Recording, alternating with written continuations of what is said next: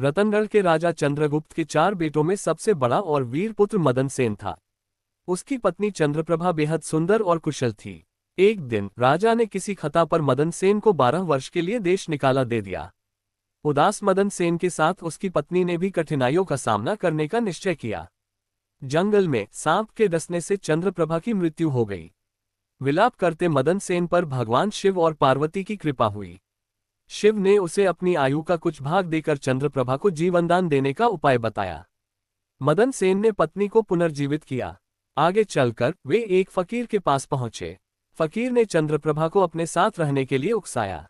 लालच में आकर चंद्रप्रभा ने मदन सेन को कुएं में धकेल दिया और फकीर के साथ चली गई।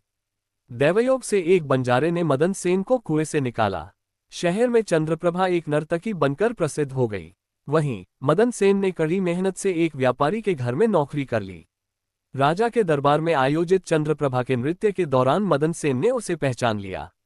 रानी ने उसे मरवाने की चाल चली, परंतु मदन सेन ने राजा के समक्ष अपनी बात रखने की अनुमति मांगी।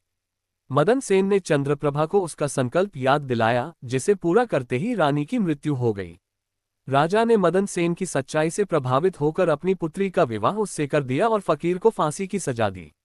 ये कहानी सिखाती है कि सत्य और धर्म की राह कठिन हो सकती है, लेकिन अंततः जीत सत्य और धर्म की ही होती है। छल, कपट और अधर्म से कभी स्थायी सफलता नहीं मिलती।